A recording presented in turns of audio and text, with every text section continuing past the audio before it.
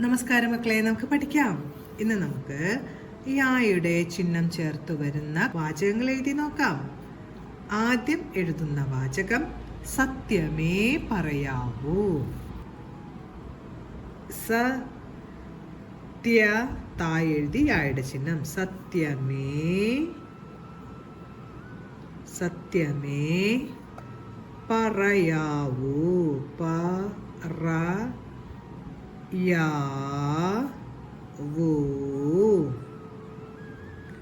സത്യമേ പറയാവൂ. അടുത്ത് നമുക്ക് വ്യത്യാസം പറയൂ എന്ന് എഴുതാട്ടോ. എഴുതി യായുടെ ചിഹ്നം.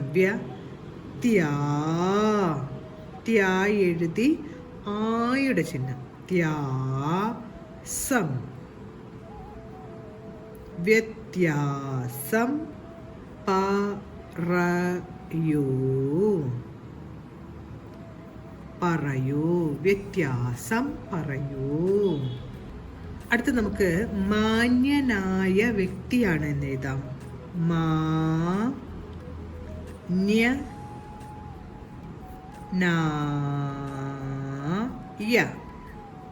മാന്യനായ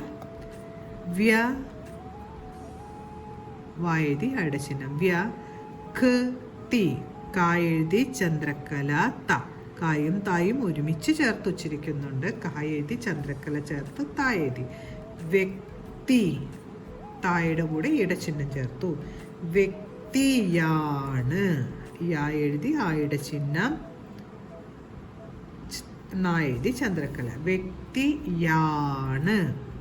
ഒരു അക്ഷരത്തോടുകൂടെ ചേർത്ത് ഉച്ചരിക്കുമ്പോഴാണ് യായുടെ ചിഹ്നം ചേർത്തെഴുതുക. ഇവിടെ നോക്കൂ, വ്യക്തി യാ എന്ന് പൂർണ്ണമായി ഇവിടെ കേൾക്കുന്നുണ്ട്. അതുകൊണ്ട് ഇവിടെ നമുക്ക് യായുടെ ചിഹ്നമല്ല, യാ എന്ന അക്ഷരം തന്നെയാണ് എഴുതേണ്ടത്.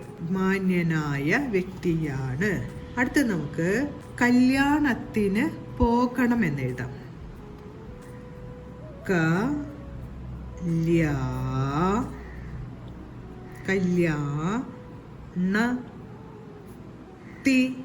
ഒന്ന് ഉറപ്പിച്ചു വച്ചിരിക്കുന്നുണ്ട്. തായുടെ കൂട്ടക്ഷരം വേണം. കല്യാണത്തിന് പോകണം.